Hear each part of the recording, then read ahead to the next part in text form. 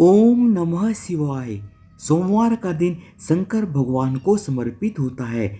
आज के दिन भगवान भोलेनाथ को प्रसन्न करने के लिए विशेष पूजा अर्चना करते हैं। आज के दिन लोग व्रत रखते हैं ताकि शिव की विशेष कृपा प्राप्त की जा सके। बाबा भोलेनाथ के आशीर्वाद के लिए आप भी सोमवार का व्रत कर रहे हैं तो शिव व्रत कथा को पढ़कर या सुनकर इस उपवास को पूरा करें। सोमवार व्रत की विधि। नारद पुराण के अनुसार सोमवार व्रत में व्यक्ति को प्रातः स्नान करके शिव जी को जल और बेलपत्र चढ़ाना चाहिए तथा शिव गौरी की पूजा करनी चाहिए। शिव पूजन के बाद सोमवार व्रत कथा सुननी चाहिए। इसके बाद केवल एक समय ही भोजन करना चाहिए। साधारण रूप से सोमवार का व्रत दिन के तीसरे पहर तक होता है, मतलब शाम तक रखा जाता है। सोमवार व्रत 3 प्रकार का होता है: प्रति सोमवार व्रत, सौम्य प्रदोष व्रत और 16 सोमवार का व्रत। इन सभी व्रतों के लिए एक ही विधि होती है। सोमवार की व्रत कथा। एक समय की बात है, किसी नगर में एक साहूकार रहता था। उसके घर में धन की कोई कमी नहीं थी, लेकिन उसके कोई संतान नहीं थी। इस कारण वह बहुत ही ज़्यादा दुखी रहता था। पुत्र प्राप्ति के लिए वह प्रत्येक सोमवार को व्रत रखता था और पूरी श्रद्धा के साथ शिव मंदिर जाकर भगवान शिव और माता पार्वती की पूजा करता था। उसकी भक्ति को देखकर एक दिन माँ पार्वती प्रसन्न हो गई और भगवान शिव से उस साहूकार के मनोकामना पूर्ण करने का आग्रह किया। पार्वती जी की इच्छा सुनकर भगवान शिव ने कहा, हे पार्वती, इस संसार में हर प्राणी को उसके कर्मों का फल मिलता है और जिसके भाग्य में जो हो उसे भोगना ही पड़ता है। लेकिन पार्वती जी ने साहूकार की भक्ति का मान रखने के लिए उसकी मनोकामना पूर्ण करने की इच्छा जताई। माता पार्वती के आग्रह पर भगवान शिव ने साहूकार को सपने में पुत्र प्राप्ति का वरदान तो दिया, लेकिन साथ ही यह भी कहा कि उसके बालक की आयु केवल 12 वर्ष की होगी। सुबह उठकर जब साहूकार को सपने में दिए गए वरदान की बात याद आई तो उसे ना तो इस बात की खुशी थी और ना ही दुख। वह पहले की भांति ही शिवजी की पूजा और व्रत करता रहा। कुछ समय के बाद साहूकार के घर एक पुत्र का जन्म हुआ। जब वह बालक 11 वर्ष का हुआ तो साहूकार ने उसे पढ़ने के लिए काशी भेजने का निश्चय किया।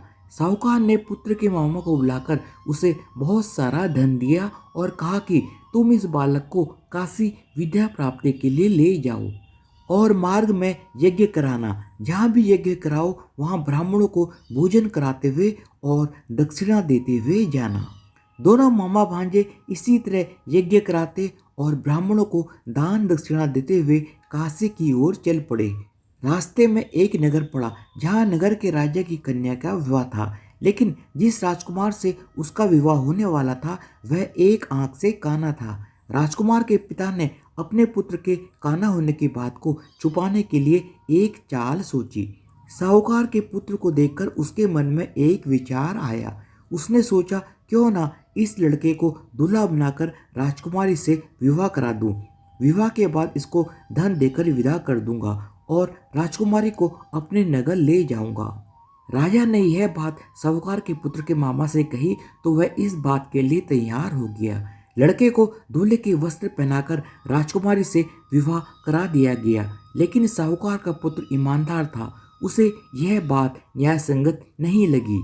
उसने अवसर पाकर राजकुमारी की चुन्नी के पल्ले पर लिखा कि तुम्हारा विवाह तो मेरे साथ हुआ है, लेकिन जिस राजकुमार के संग तुम्हें भेजा जाएगा वह एक आंख से काना है। मैं तो काशी पढ़ने के लिए जा रहा हूँ।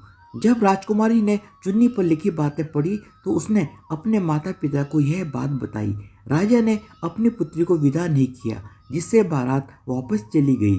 दूसरी ओर साहूकार का लड़का और उसका मामा काशी पहुंचे और वहां जाकर भी उन्होंने यज्ञ किया। जिस दिन लड़के की आयु 12 साल की हुई उसी दिन यज्ञ रखा गया। लड़के ने अपने मामा से कहा कि मेरी तबीयत कुछ ठीक नहीं है। मामा ने कहा कि तुम अंदर जाकर सो जाओ। भगवान शिव के वरदानुसार कुछ ही देर में उस बालक के प्राण निकल गए। मृत भांजे को देखकर उसके मामा ने विलाप शुरू कर दिया। संयोगवश उसी समय शिवजी और माता पार्वती उधर से गुजर रहे थे। पार्वती ने भगवान से कहा, हे स्वामी, मुझे इसके रोने का स्वर सहन नहीं हो रहा है। आप इस व्यक्ति के कष्ट को अवश्य दूर करें। जब भगवान शिव जी मृत बालक के समीप गए तो वह बोले कि यह उसी साहूकार का पुत्र है जिसे मैंने 12 वर्ष की आयु का वरदान दिया था। अब इसकी आयु पूरी हो चुकी है। लेकिन मातृभाव से विभोर माता पार्वती ने कहा कि हे महादेव, आप इस बालक को और आयु देने की कृपा करें, अन्यथा इसके वियोग में इसके माता पिता भी तड़प तड़प कर मर जाएंगे। माता पार्वती के आग्रह पर भगवान शिव ने उस लड़के को जीवित होने का वरदान दिया। भगवान शिव जी की कृपा से वह लड़का जीवित हो गया। शिक्षा समाप्त करके लड़का मामा के साथ अपने नगर की ओर चल दिया। दोनों चलते हुए उसी नगर में पहुंचे जहां उसका विवाह हुआ था। उस नगर में भी उन्होंने यज्ञ का आयोजन किया।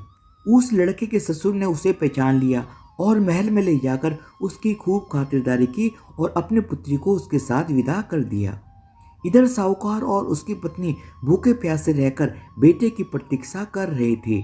उन्होंने प्रण कर रखा था कि यदि उन्हें अपने बेटे की मृत्यु का समाचार मिला तो वह भी प्राण त्याग देंगे। परंतु अपने बेटे के जीवित होने का समाचार पाकर वह बेहद प्रसन्न हुए। उसी रात भगवान शिव ने व्यापारी के सपने में आकर कहा, हे श्रेष्ठी, मैंने तेरे सोमवार के व्रत करने और व्रत कथा सुनने से प्रसन्न होकर तेरे पुत्र को लंबी आयु प्रदान की है।